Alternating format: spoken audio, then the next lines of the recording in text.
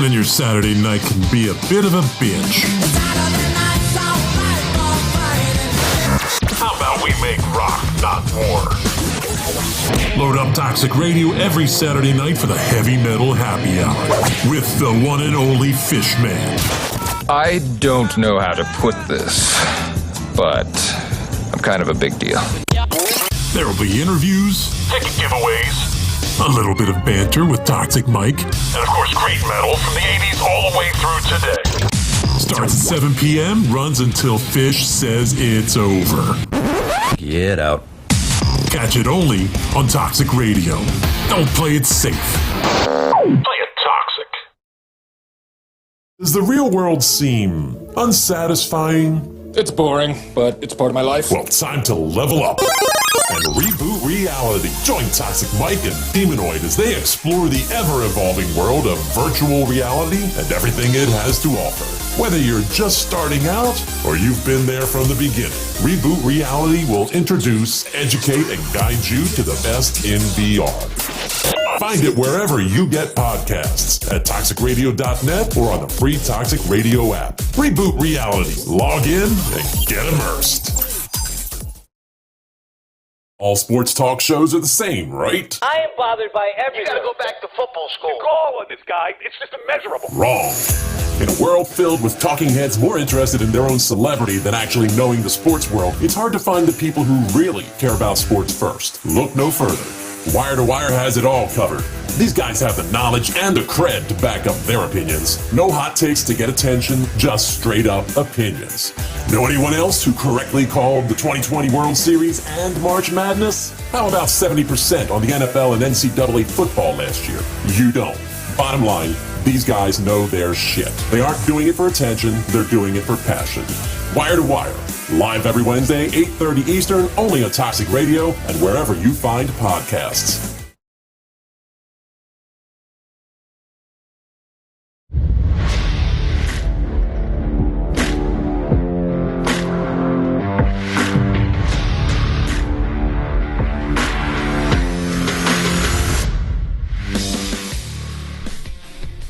Hungry for Hope Nation, your host, Donnie Hart, here at the beautiful Toxic Radio studio. And speaking of beautiful, I am joined by my beautiful co-host, Angela. As always, how is everyone? How you doing, Angela? Good, good. And we're going to have a guest on today. We have her live in studio, but I'm just going to give everybody a little background on my connection, my relationship with the guest, because you really, really got to hear it. And she's going to tell us all about it, too. But I'll give you a little background. So our guest today is going to be Susan Pastore. I came across Susan, say, roughly 2011, 2010. I graduated high school with her son, Jonathan, and we didn't know each other we knew each other in high school. We had a group of friends, similar group of friends, but we weren't that close. Out of high school, we became a little closer.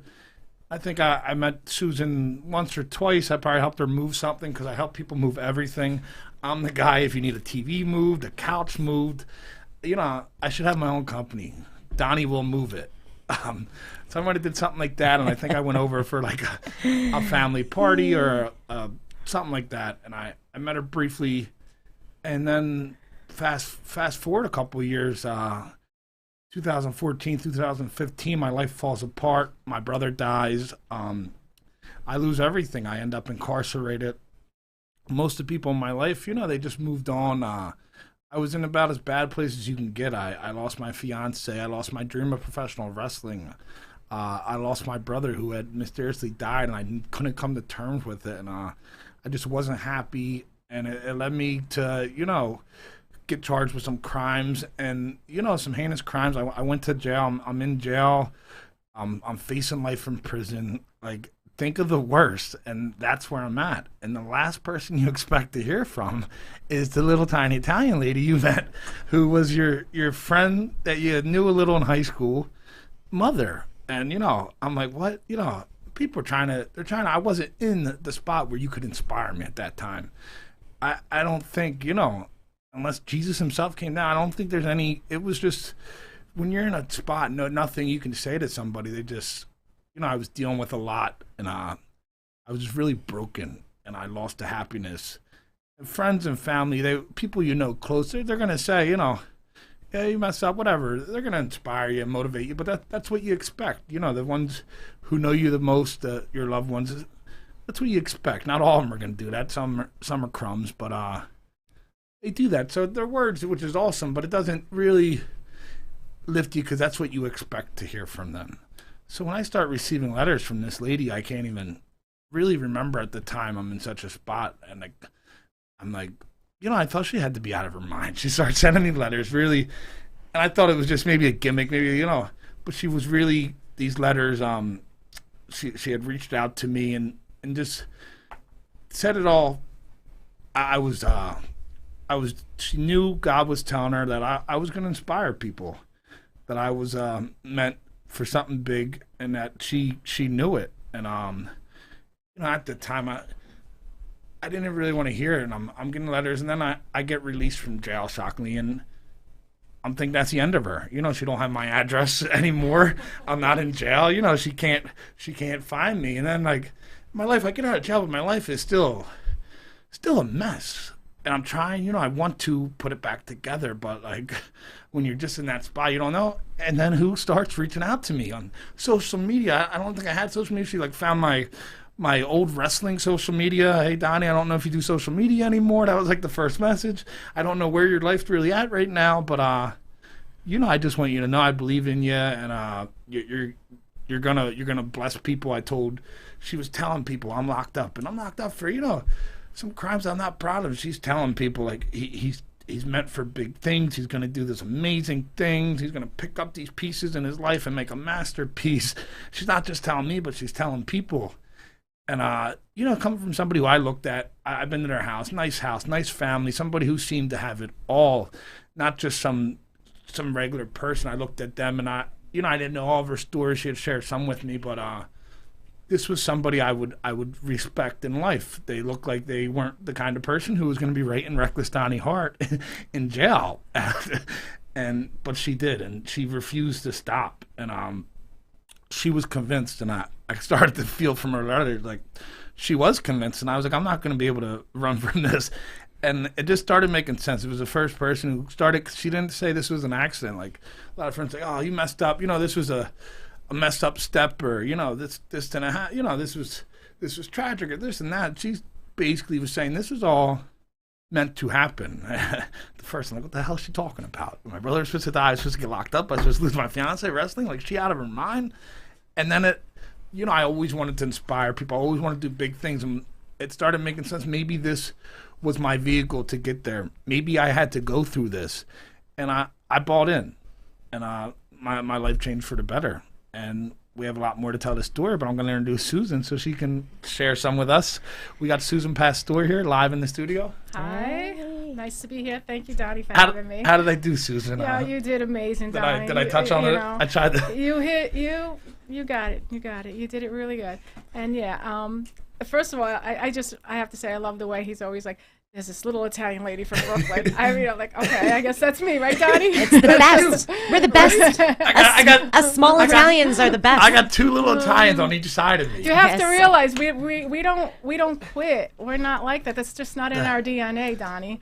It really has a lot to do with it. It's not in our DNA. About that being Italian. It really is. It's just relentless. I mean, ask my kids, but they know I love them. Yeah, but, we are persistent. feisty. Yeah, persistent. And, I don't know. When Jonathan told me that you were getting put away and some of the things in your life, it just I was like, wow. I was like, first of all, it hurt. It hurt because my kids' friends are part of my life. I just feel that way right away, And I thought I'm a type of person that I put myself in the next person's shoes immediately, maybe as their mom, maybe as their sister, or maybe even as yourself, thinking, all right, you were going the right way. You had all of these things lined up for your life, and just one mistake and one crush just kind of snowballed and kind of got a good hold of you. Not that you wanted it to go that way, but this is what happens in life. We don't always want our life to go a certain way, just circumstances. We make wrong choices and blah, blah, blah. And that's what happens. And then I thought, you know what? there's no way that this guy is just going to sit in jail. I have to get a hold. I have to get a letter to him. I have to let him know that. And I remember saying this, Donnie, every single life has value and purpose. There's not one person born without value. That's right. And so I saw the value and I saw the purpose, and I thought, you know, this man, I mean, little old me next to this big guy here, you know, like God changing this man's life, what an influence, what an impact he'll have on his friends, his community. Like, we need more Donnie Harts, is what I was thinking. And the end result was we need more Donnie Harts. So, yeah. So how, you know, you saying this, and you just weren't sharing this with me. You were like telling other people at the time, you know, I wasn't proud of the things. I was embarrassed. You know, it was just I was in such a dark place in my life.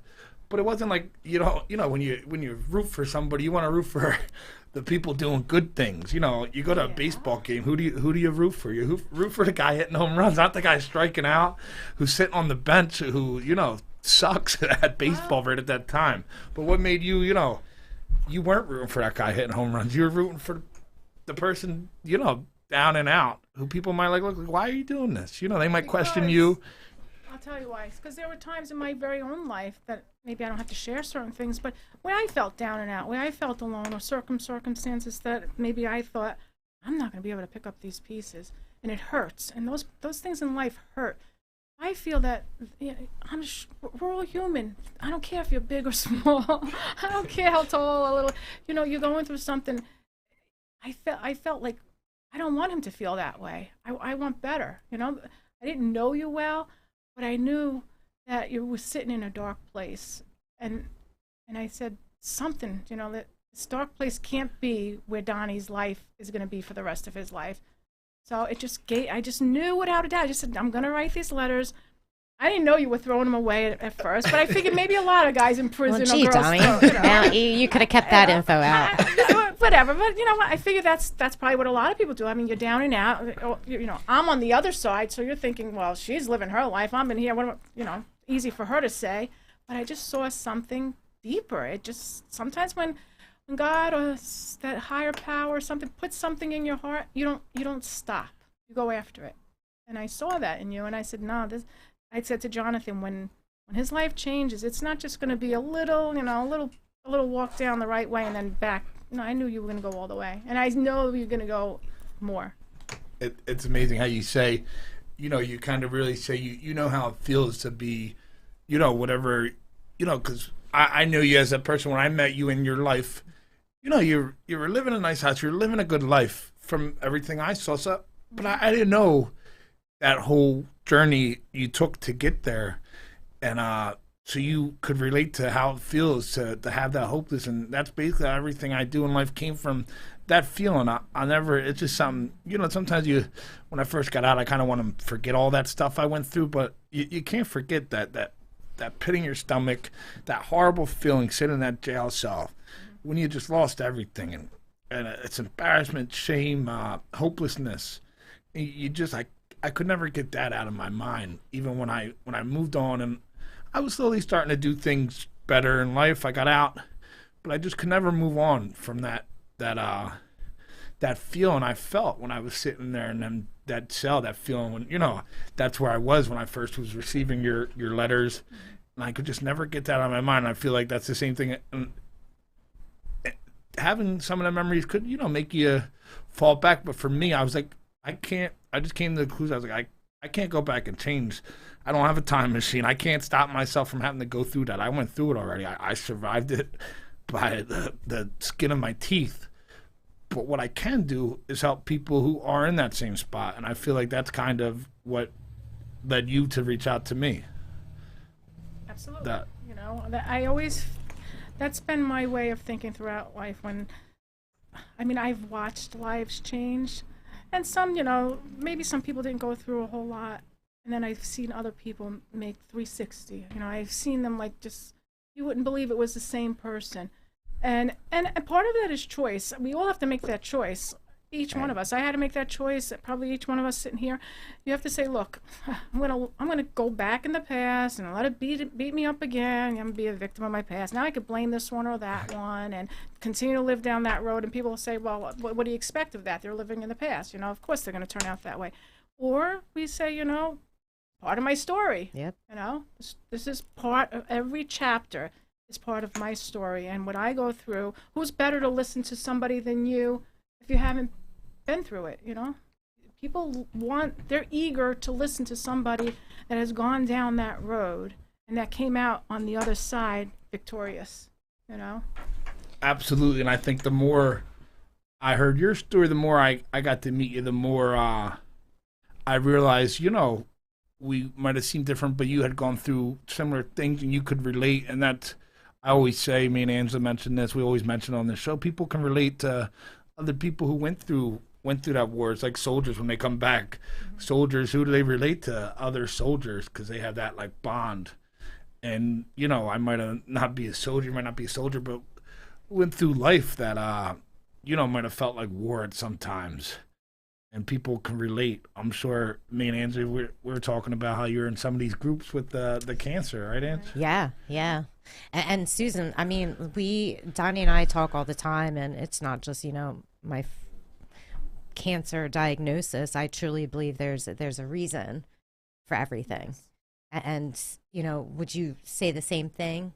Yeah, absolutely. Yeah. I that's the way I've been able to get through circumstances in life, realizing that I could sit here and say, poor me, but what has gotten me through also is that, no, not poor me, because there's a lot of me's out there. Right. There's a lot of yous out there. There's a lot of Donnies out there. So if the people that fall back all the time are the people that I believe that think that they're the only ones. So when we realize that, no, I'm not the only cancer patient. No, I'm not the only one with a marital problem or lost a child. There's more of us out there. Mm-hmm. And that's how you can decide, okay, I'm not saying we're made out of iron and steel. We're going to feel, we're going to cry, we're going to hurt. But what do we do with it at the end of the day is what makes us better or bitter. Yep, exactly. We've had many conversations about that too, and we talked about my 7-minute moments, I like to call it. But, and I also spoke a lot about, if I sat back and I said, oh, I'm sick, then this is going to kill me much sooner versus saying, you know what, this is a gift. I'm going to use the gift for as long as I'm permitted to use it and move on. And I think, Donnie, you did the same thing, and we're still doing the same thing. Awesome. Yeah, one of the, I have so many quotes you wrote me, Susan, but like one of them is, you said, never give up. Tough, and you're saying this, when I'm in pretty tough times. You said never give up. Tough times can either destroy us or strengthen us. Mm-hmm. Choose to let it strengthen you, Donnie. You have a lot to offer others. And you basically said you can pick up these pieces and you can make an amazing masterpiece. You're the first, using, even how Angela has used her thing that, weaken a lot of people with cancer, and me using my tough times.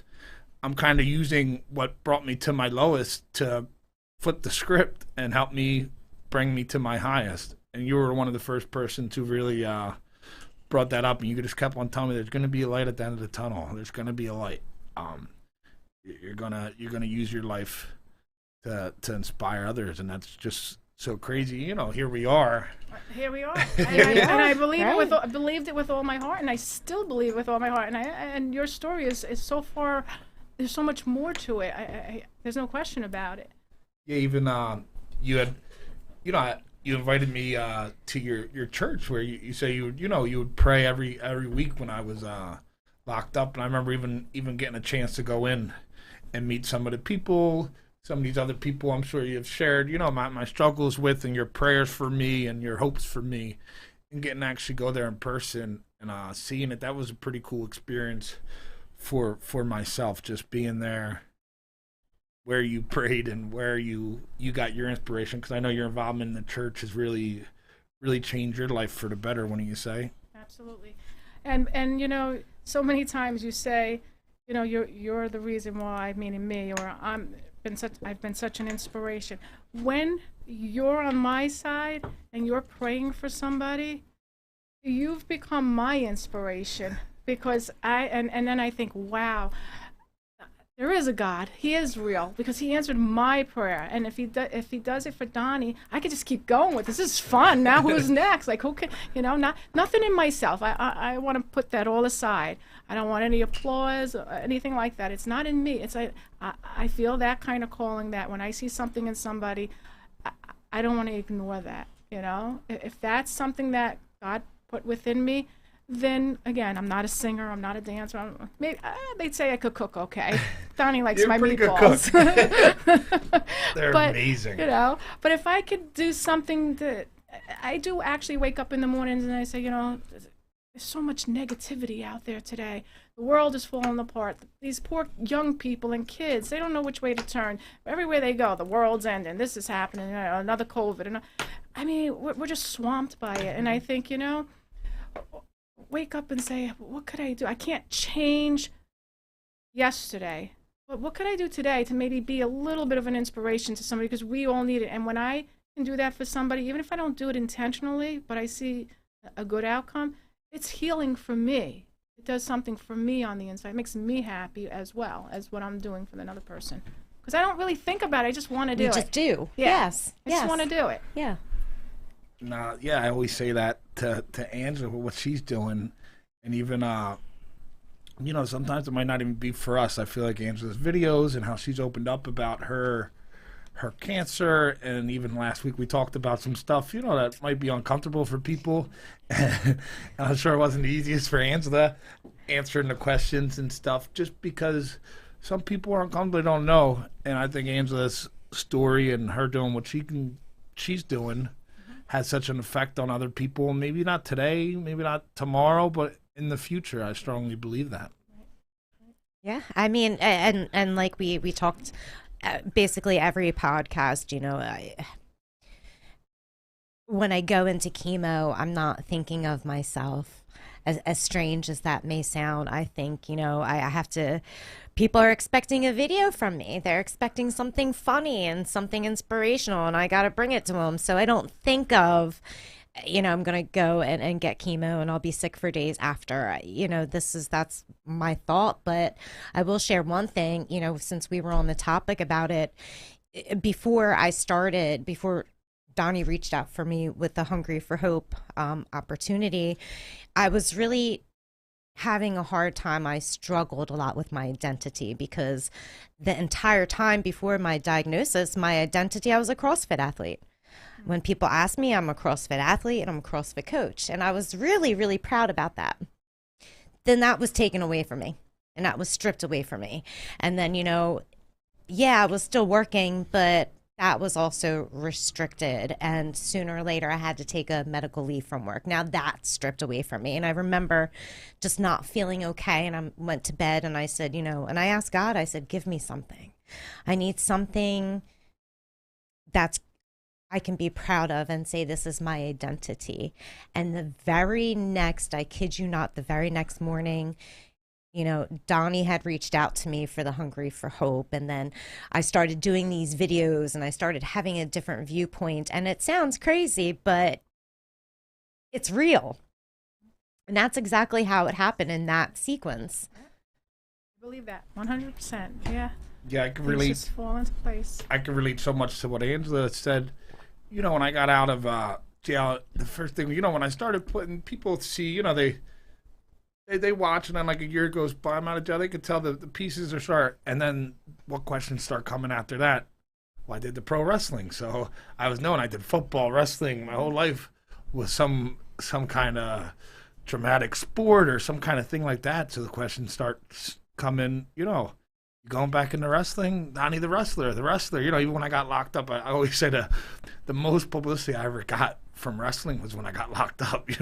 They played me out to be like Hulk Hogan, which I was not. It was like pro wrestler all over every newspaper in America. I feel like they're just up against the ropes, body slam. They did. I mean, I Googled you, so it's you're definitely you're definitely right. It was like, where was all this press when I was actually wrestling and not committing crime? Like, what the heck? And so that's why, a lot of people knew me as that. And that's what I thought, as a kid, that was always my mind. But when I got there, I almost went towards, I loved the football thing, but even during the wrestling, when I'm honest, the memories from wrestling I remember the most was helping people, were inspiring kids with Down syndrome, were, being by kids' sides when they were dying and they wanted to see Donnie the pro wrestler. I sat there and watched kids die. I went to their funerals, inspiring people. Even I was at the Phillies game this week, and I ran into, some people from my wrestling days, and even into a handicapped guy who used to take the bus all over tri-state to come see me wrestle. And I remember one time I picked him up. He was waiting for the bus, and I was like, I'm going to take this guy home. He came to my match where I was like Feasterville, PA, and I gave him the car to get directions, and he's deaf, and he can't speak. And I'm taking him home. So awesome guy, goes all over it, but I'm trying to drive him home, and we can't really communicate. I'm like, this guy who can't even communicate with me has come to matches, not just me, other people, and like shared. And long story short, it probably took like 3 hours to get home, but we made that 15-mile trip. And I saw him, and he's wearing the same thing, his Hulk Hogan outfit. And this was just a guy who, he could communicate with feelings. I could see the feeling, the excitement he got from pro wrestling. But even when I got that pro wrestling, I almost feel like, when it's something you want to do since you were 5 years old, and then you get there and you're not feeling that thing you thought you would feel from pro wrestling. You're feeling it more from the inspiring others, more from the helping others. I feel like that's kind of how Angela said she lost her identity. And now she feels like this kind of new. That's how I feel, but I feel like it's not even something new because this was me all along, just like it was Angela. If you look back at her past, I feel like it was Angela all along. Sometimes we just think football or athletics or our career is who we are, but there's something. I'm sure there's little things we can see. You can probably see when Angela was teaching CrossFit and when she was helping people. Her career is in mental health, helping people in need. Same thing with you, Susan. You go back, a lot of stuff you have done has revolved around helping people through the church or work or your knucklehead son's friends, whatever it is. I feel like that's what you've done through the church is kind of what we are doing through Hungry for Hope and through our lives. Do you feel that? Giving people hope? Giving people a reason to get out of bed in the mornings, a reason to say, there's more to life. It's not always, we all want to, I think a lot of times kids especially, they grow up, they hit a certain age, and I want to be in Hollywood, or I want to be on the top of my game, or I want to be the best. But there's other things, there's other things. Sometimes you reach those things and you're like, well, I got it. I'm still empty. There's still something missing. And I just think that there are certain people that are cut out sitting here at the table that that's not what it took. You found more joy in giving. Yes. And that it fills you just as much as it's filling the person that you are giving to.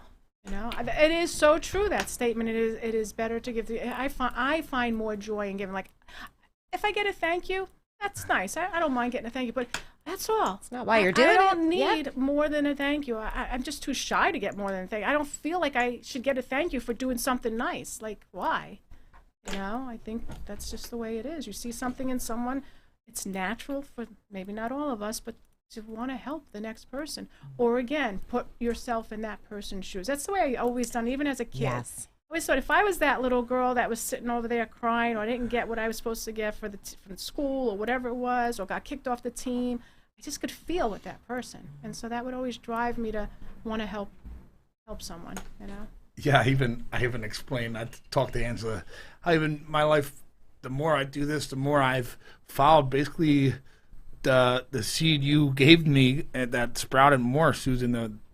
The words of wisdom you sent me has really shaped my life. But the more I've always inspired and tried to help people, but every day it's almost more and more. It's like an addiction.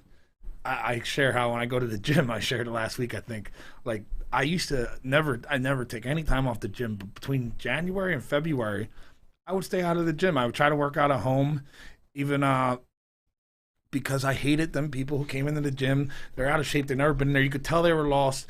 and they would take up my machines, and this was my gym. I was Mr. Muscular. I was the guy in here every day. Who were you to come in here and try to come into my gym? And I would throw them out of the way. I'd fight them. I'd be angry.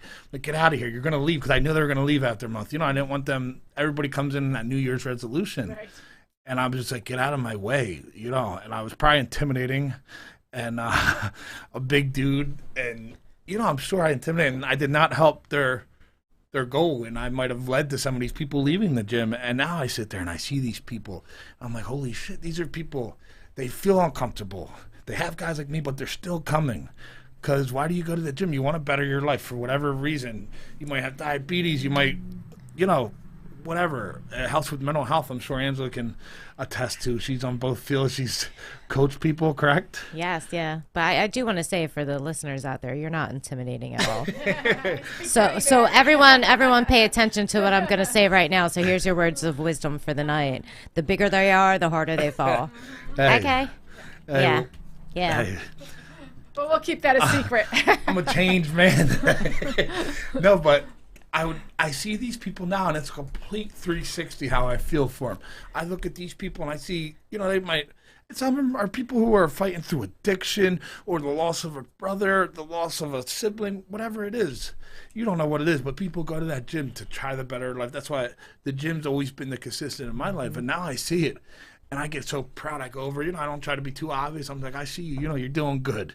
I see that guy out of shape on that treadmill, and I can tell everything in him wants to leave. Everything wants to give up. Because changing your life is not easy. It is not easy, but it is worth it. It is worth it. It is worth it. And I see these people, and I see myself in them. Maybe I got the gym figured out, but once I got out them gym doors, I didn't have life figured out. Right. That was inside that gym, them same people, I might have had it all figured out. But then when I walked out that door, I didn't have life figured out. Not at all. Not at all. I probably should have went up to them people I was intimidating in the gym. They probably had the other part where like, want to switch? Let's switch. You tell me how I do this thing out here, and I'll tell you how to do a bench press, brother.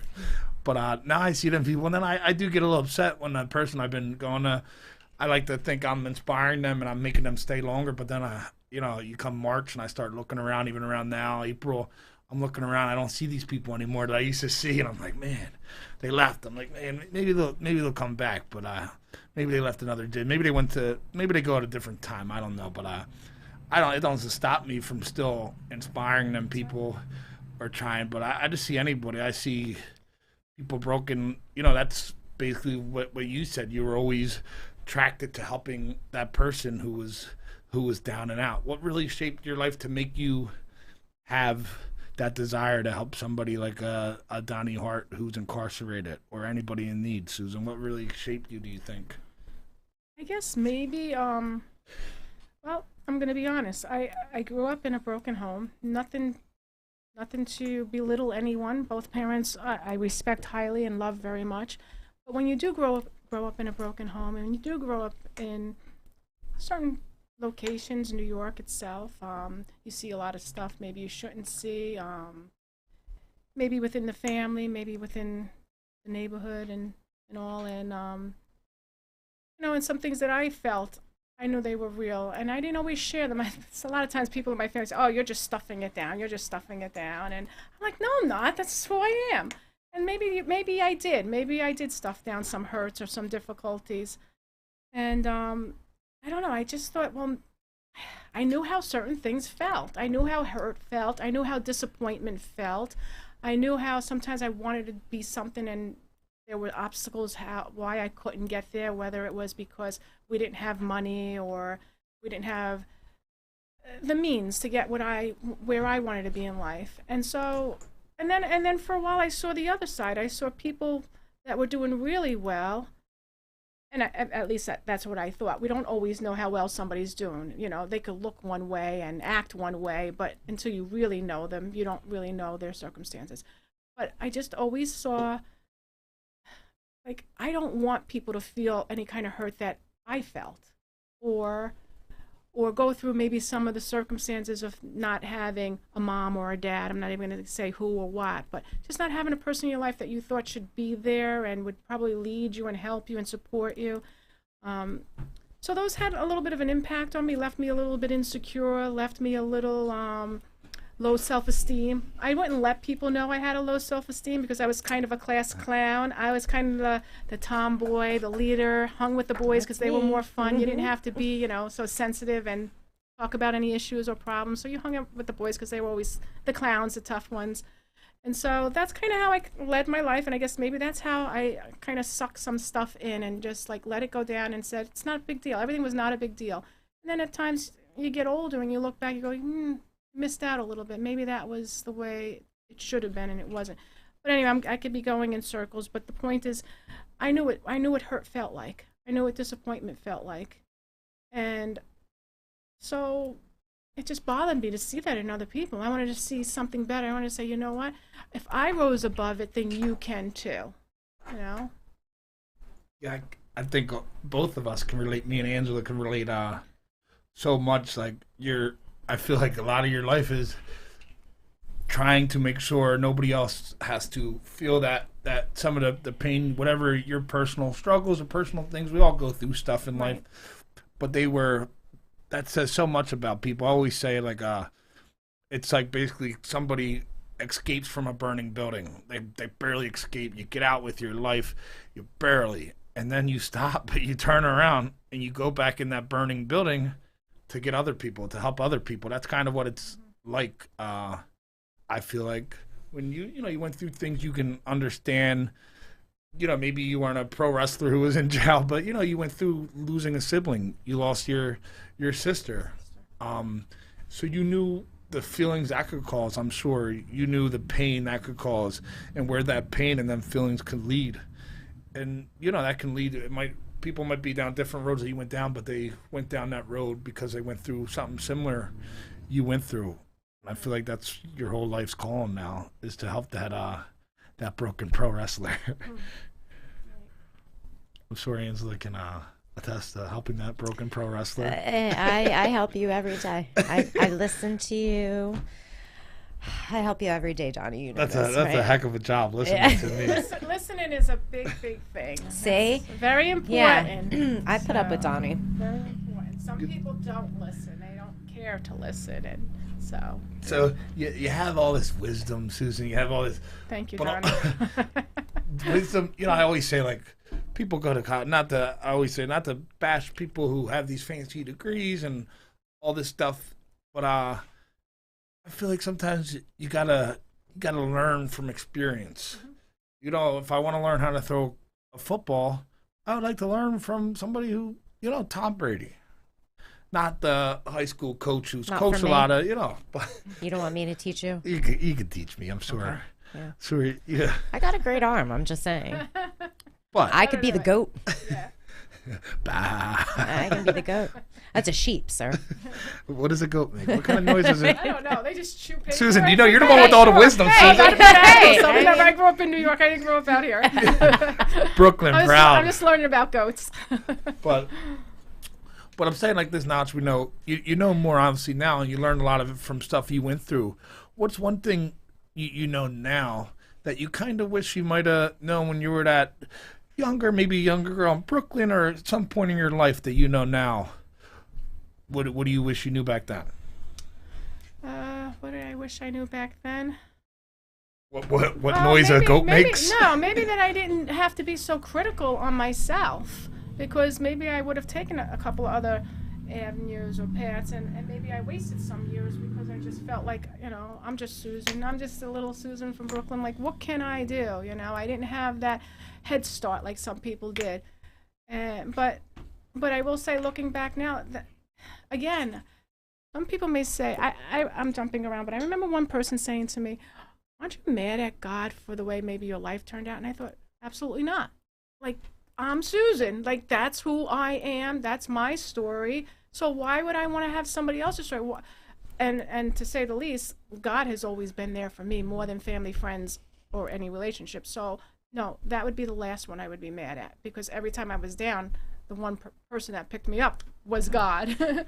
So, no, I'm not mad at God for anything. It's because he's not the one that does the hurting. It's other people, or, humans. We're human. But, I don't know. I would probably I'm just not really sure, to be honest with you. Well, I'm sure Angela could tell you some wisdom that she would give to a young Susan. So if you were there at young Susan, what wisdom would you give her? I think Susan A said sheep it says very bah. well. I mean, no, I'm just saying. I mean, you want to take it back to grade school. I mean, a sheep says bah. I mean, but I mean, I think Susan nailed it right on the head. I mean, you know, I wouldn't change a damn thing, and I've gone through some shit, you know, and I'm still going through some shit, and that's life. So you don't know what exactly you would tell somebody, but what would you tell somebody else? If somebody else is going through, what advice would you give them? So there are some things that I dealt with in family lives without mentioning names, but most people that I have known that have dealt with some addictions, some serious issues in their lives. I believe 100% in marriage. I believe in relationship, but I also believe that if a person is not willing to change, then there comes a point where you say enough is enough and you just don't keep going down the same path. Love is love, but you don't always have to like what somebody does, and you don't always have to like putting up what someone else does. And all you can do is be there for them. But my philosophy is be there once, be there twice, but how many times before, you know, I always want to help. But if somebody just flat out refuses after a while, there's nothing you can do. You know? Right. There's You got to nothing love you them can from do. afar. You have to love them, no matter what they call tough love. You Yep. got to love them, because I don't believe in hating somebody because of their addiction, or hating somebody because of the choices that they made, because believe me, they're dealing with it themselves. But at the same time, people will say it's my addiction, I'm dealing with it myself, and that's not true either, because when you have an issue and you are part of a community or part of a family, no, it's a domino effect. Everyone, It's a family disease. everyone gets hurt over it. So yeah, there's certain things I would tell people, no, don't go down that path if nothing's going to change. Maybe that's what I would definitely do. I have tons of letters and messages and advice that you gave me that I can share with people, but and they're, like I said, all your things just, you know, in the beginning, like I said, I was a little I was in a bad place, but I think you didn't stop, first off. So you know, I don't think anything would have stopped you. I am persistent with some things. My family does know that I'm a little over the top with some things. Well, you know, in my journey, you know, I didn't really go backwards. There was times where, you know, I just was unsure. It was a lot, man, when your life's falling apart. Even when you start to pick up them pieces, like you told me, you know, you can pick up them pieces, them shattered pieces, and make a masterpiece. You told me that multiple times, and that's what I was doing. But when you're doing that, it sometimes is difficult. But I feel like once you don't have to go forward every day, as long as you don't go backwards. You know, you can take 2 steps forward and then stay still for a year. And I feel like I started getting momentum. And during this time, there were the days where I stayed still. Then I'd get a message on social media or something, or talk to your son or something, and something about, you know, you saying to me, and I'd be like, oh, that would kind of re-spark that flame that might have been, you know, dying down a little. And I feel like just your approach to how you did it. That was my goal. What was I your didn't goal? want to be a pain in the butt. Achieved. Goal achieved. I kind of, when I see something in someone, you know, I don't want to turn them off. I don't want to pound them. I don't want to da. I just want to step back and say, think about it before I do it. Even sometimes pray about it before I do it, and then say, you know, I think now's the right time just to throw a little inspiration in there. Now's the right time to let that person know I'm thinking about them, you know. And it might be that time where, you know, if you hear something every day, sometimes it doesn't mean anything. You get them right at the right time, like, wow, they're still thinking about me. They still care. And it has more of an impact. Timing is everything. Yeah. Yeah, like I said, you know, you can deliver the same message from a million people, and all it takes is that one person. And it's not always the person you think it's going to be. Like I said, when you're going through that, you know, obviously family, loved ones, and stuff, some of them not all the time, but they want what's best for you. But they can only say, you know, they'll give you like you know, that little speech in the beginning, maybe here or there, but eventually, you know, the messages start dying out, even when you're incarcerated or you're going through a battle like Angela. You know, people might be there in the beginning, but eventually the noise starts to fade. And, Oh yeah, it gets old, right? It And, gets old, I guess. the chants and the inspirations, and they they start disappearing, and people go about their life, and you're stuck there Yeah. with all these pieces and Yes. all this disaster, and then that little feisty Italian comes in, and What's up again? or whoever, But I want to see a result, Donnie, and you let me see a result. you let me see a result. You said, and I'm reading some of your messages. You're the answer to my prayers that I made when you were in prison. I tell people, you don't have to believe in God. I wasn't like a big faith guy. I'm not. I am who I am. I don't ever try to be something I'm not. But everything Susan said was based on her faith and based on what God was telling her. So take it or leave it as you want it. She wasn't saying this person or this. She was saying this was God's message, and God was going to do this. And I'm telling you, the wildest things happen in my life, things that don't make any sense. They still happen. Things Doesn't that always have to make sense. you can't explain it. You cannot explain it. Some of the wildest things ever. It was just like, when I was going through them times, it just felt like the cards were stacked against me. No matter what that next card was, it was going to be one that hurt me. No matter what. I just knew it. I just knew it. Now it's like, that next card, I already know what it is. It's an ace. I'm hitting my flush, my four of a kind. I'm winning. I just know, and it's like, I know what that card's, and it's just when I keep on doing the next right thing, and I keep on using this message, basically that Susan planted in me, just these things in my life that I never thought, and it all goes back to how she said the whole thing was her. Whole thing is this happening for a purpose. So if you're going through something, you may be homeless right now. You may be going through some kind of addiction, fighting some kind of demon we don't know. You might be fighting some kind of medical disease. You might be a victim of some kind of abuse or something. And you may just feel like, man, this can't be. Like, why would anybody do this to me? Like, this isn't right. Why would this happen to me? Well, maybe there's something bigger for you, and to get there, the only way you can get there, you have some plans maybe you had forever. You want to inspire others. You want this big, great thing. And there's only one way to get there. And that road has things that you might not like at the time. It may have addiction. It might have this pain and struggle, because that's the only way you can get to it. Doesn't make sense, but it all makes sense to me now. Even my brother passed away. I could never, why? 29 years old. Why? He wanted to have this effect and change the world and do this. Well, he's been gone for 8 years, and he's still changing his words every day. I use his social media and he wrote all these things. I swear, like somebody's going on there and changing, because no matter what's going on in my life, I'll type in a keyword and I'll find something he wrote, something that he left behind, or something that he went through. And so many people are still being affected by his life. And now me. That's right. I'm changing. They always want it best for me. So maybe that's all, unfortunately, had to die. People die. I can't change that. You can't change that. You can't go back and change the suffering you went through or the demons you fought. But you can change tomorrow. You can change using that. The powerful thing you can do, the powerful thing I've learned, is you can use your weakest, like Susan has used her times that, were so hurt her so much when she was younger, for whatever she went through, whatever her own personal struggles, we all go through them.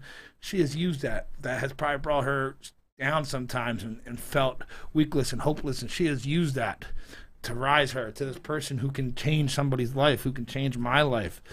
So you can use, I'm telling you, you can use your lowest moment, you can use your worst day to become your bright day, but not just your bright day. It's awesome doing good things in your life, but I tell you, there's nothing better. I'm sure Susan can attest to this. Seeing somebody who went through them horrible times, who went through them bad times, and somebody you sat by, maybe when family, friends told you, what are you doing, Susan? Probably not the wisest choice. Like, he's not going to listen. He's going to fuck up. It's written. He's not, and you kept on going, and now you're like, hey, look at me now. Susan probably has that smile. Like, I told you. I'm sure it feels good seeing somebody you were behind 100%, and now that you're, kind of right, like I told you so. No, that makes me feel great. Not Susan needs a pat on the back. That's not what it's about. It's like Donnie needs a pat on the back. Right. Like, I'm proud of what you are making those choices. You are making those decisions for yourself. I just happen to be a little bit of a stepping stone. I just happen to jump in part of your life just to help that area. You did the rest yourself because you chose that. You know, you heard something that you liked, and you said, "I'm gonna try this. Let's see if this works." And it worked, and it's working. So don't stop. Right, keep going. Like I said, there's some days, where I'm not perfect. Life's better, but we still go through things in life. Bad days happen. You can be doing great in life, but so many times I've used your inspiration where I'm like, sometimes we got to do it for somebody bigger than us. Maybe we're just not liking Donnie today. Maybe we're not just liking Angela or Susan. We're not liking ourselves. And for us, we just don't have the strength to do it for us. So, like, I'll do it for Susan. I'll do it for that person who stood by me when maybe she probably shouldn't have, when other people didn't, or who, stood up and told me there was something in me when I couldn't see it in myself. So I feel like so many people could use somebody in their corner. It doesn't always have to be, sometimes it could be the person you least expect. I believe strongly in the power of words, and I always have from early on. I mean, there was a time even when through one of the psych class. I do like psychology. I love the mind. I love people. Angela, you do too, right? Yeah, I just what I do for a living. Yeah, I like that. I like the mind. I thought you were a podcast co-host. And so and the goat. Yeah. So we had to write a paper. Wrote a paper on the power of words, and I'm gonna brag, I got an A+. But maybe the professor just thought, oh, that was cool. But our words, they could. You're going to say about the religious end of it. Well, even the Bible itself says the tongue is the smallest member of our body, but yet it could either spit out poison or love. The same member, the same small part in our body can either destroy or build up. And so, right. And then we hear once those words are out, it's hard. We can apologize, but can't take them back. There are certain things that will ring over. You'll see it in a child's mind. They'll go on into their adult life. You were no good. You had never accomplished anything, or you could really destroy a person's whole morale that way. And so, yeah, we have to. I always try to be careful. I mean, look, my kids know. I'm not perfect, far from it, but I try my best to think sometimes before those words get out, or when they do, I think, what kind of impact did I just have? We have a choice whether we're going to really throw something out there right away. People are filled with enough negativity today, enough criticism. Like, you say something kind to somebody, man, it could change their whole course of their life. Yeah. Just by one smile, one kind word. Maybe they're just going. It could be the very time that they were just about to crash. Or you could say the one thing that can really spiral them down. So I always believe that our words have to be really, really careful. What do you think about this, Andrew? You got the little background over there? But it's not what to I pat do myself for a on the living. back. But listen, I mean, like you said, I have my master's in psychology. It's what I do for a living, but anyone can get that piece of paper. Anyone can get that piece of paper. It doesn't make you an expert in something. But, it's funny you say words. I was with friends this weekend, and I was around one of my friends. He is a man who, he doesn't speak a lot of words. So when he pulled me aside and said, I just want you to know how proud I am of you, and you're fighting the good fight. And it was a day where I was like, oh, shit, because you don't think about that. Like, I never think about that with myself. And he made me sit and think, he's not a man of many words. And for him to say that to me was so impactful. He would never know. And I get super emotional and sensitive the closer I get to chemo and then right after chemo. So I'm starting to get that to that level, because chemo is coming up very quickly for me. So the power of words. Actions are larger than words, but the power of words, starts the roller coaster going. Right. For sure. For sure. So we talked about some people you've had this influence in my life, Susan. I've said that to anybody who will listen. Is there anybody in your life who has influenced you that you just might want to give a shout out to or mention? I just always give a shout out to my mom, of course. I think she's one of the strongest ladies that I know, and the funniest. She always has Hi, a story Mom. for us. And Hi, Mom. speaking of Yeah, moms, definitely. hi to Angela's My Yeah, mom. you better. I was My going to mom. say you better say hello to my mother Yeah. because Hi, Maria. she's a big fan of Donnie. Hi, thank you for tuning in. I hope you're having fun down there in Florida. Susan, where's your mom at? Susan. My mom's in Mantua. Mantua, I know that. She's over by Rural Oaks. Yeah. She's a fun woman. She's a fun lady, and she's come a long way. She's a strong woman. She's the backbone of our home. So, not to mention I have a great relationship with my dad, but my mom is an amazing woman. Us women usually are the Yes. backbone. The glue to So- the family. She's definitely somebody who's influenced your life. I met your mom. She's a great person. Thank you, Mom, for influencing her life. She's a people person. She taught me. Loves people of every whatever. She comes home with a story every day with who she met at the store. I'm like, who now, Mom? We're best friends. We exchange numbers. That's great. That's great. I met this Angela girl. She's a goat. The goat. It's a sheep. It's a sheep. Oh. So Angela wants to ask you the question. This show's based on Yes. my star co-host over here. Yes. Come in for the Relax, big chair there, relax. as always. As always. So obviously our show is about hope. What would you say personally to someone who potentially is down on hope? They just need that pick me up. What would you say to that person? So I've been thinking about that recently, actually, What does hope because mean so to many you, people Susan? have been going through so many things. So hope for me, it means forgetting yesterday, forgetting the past, because then you do that with certain things, whether good or bad, you can become hopeless, and you become paralyzed because you want what was good, or you want to get away from the bad, and you just keep talking about it. So forget the past, forget the mistakes, and then we say, okay, well, then there's tomorrow. But you know what? I may not have tomorrow. That's right. We may not have tomorrow. Tomorrow is not promised to any single person.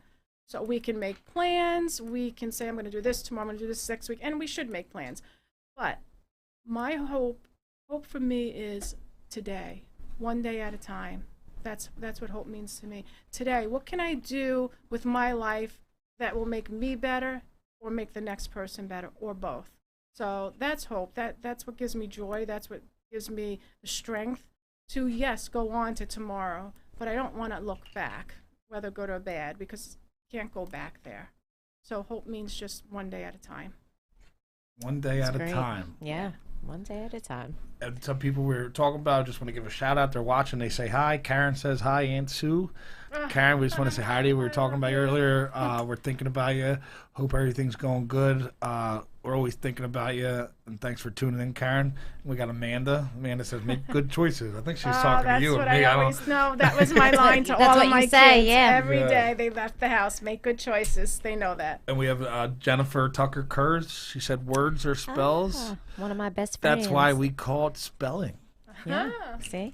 See, being Jen is taught a smart today. woman. Listen, my friends are smart. What we speak becomes reality, no doubt, she says. Yes. And, that's so true. Susan spoke so many times of, like, you're going to inspire people. You're going to motivate. This is going to happen. Like, I have all of her quotes, a lot of them written down. I still use daily. And they were just, like, over and over. She just kept on saying that. And eventually I just, like, I caught on and I started telling myself that.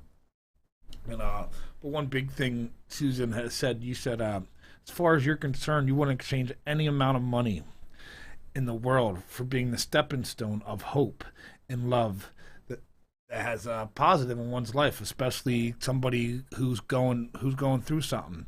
You said it's so rewarding in itself just being that. Absolutely. So that's like your $1 million. That's your all the money in the world. Absolutely. Is Because that. I've seen it. I've seen people with lots of money. I've seen people with lots of fame. And yeah, looking all good on the outside, but there's that void, and we all have that, and those things don't fill that void. Yeah, one person, we had a few more minutes, but Tyson Fury, he's the best heavyweight boxer in the world. I got to meet him and hang out with him at a fight, but he, in like 2015, kind of when I was going through mine, he became the champion of the world. Everything everything you could ever think. He was a boxer. His whole life he wanted to be a boxer. His dad trained him to be a boxer, and he achieved the greatest achievement. You know, he was champion. He was the best heavyweight in the world, and he said he went home and he wanted to kill himself every day. He hated everything. He drank himself to death. He tried. He just wanted to die every day. And, you know, he tried to drive his car to kill himself. He would get hammered. He was doing drugs and drinking because he just wasn't happy. He reached this thing, you know, kind of like I want to be a wrestler, athlete. He wanted to be a boxer, and he got there. Right. And he hated every second, every minute of it. Eventually, they stripped him of the title because he was doing the drugs and he was gaining weight. This is a guy. He had a family. He had $1 million. He had Ferraris, Lamborghinis, any car you could want. He had. And you know, he was out of boxing. They suspended him for years and everything. And, you know, you probably thought that was the last you were going to hear it, especially, you know, if he felt like that, why would he ever get back into boxing? But then when he went through that spot and he started getting his life back, he's like, he didn't want to be the champ, but he's like, I got to go for people who are feeling how I felt then. I got to show them that I can overcome this, that I can come back, to this boxing, to this thing after overcoming these drugs and alcohol and depression. He had horrible depression and anxiety, and he lost all this weight, and he went back. And he said he wasn't even fighting for himself anymore. He wasn't fighting because he wanted to be that champ. He was fighting because he knew there was somebody out there who was going to watch, and somebody being that star. You know, just like when I say when I was a wrestler, they put all my stuff in the media, so I can't hide. You know, a lot of people know my story. You can't hide. Everybody knew his story. He was the most famous boxer, heavyweight boxer in the world, so they all knew his lowest point.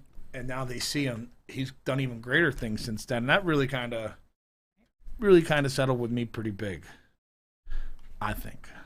I agree. But before we get out of here, Susan, anything you want to leave us with, leave the Hunger for Hope Nation with? Hey, keep doing what you're doing, Donnie. And you know what? I mean, I didn't know it was going to turn to this degree. I figured, you know, you're going to get out, do a few things, but to inspire so many and I kind of got a little bit of an idea of where you're going after this, and that just only gives me more hope knowing that there are bigger and better things continuing down the road for you. There's no question. This is just a little taste of it, Donnie. I honestly think this is just the beginning. This is nothing. Yes, this is the beginning. I feel stronger every day just from, you know, it's the seed you plant it.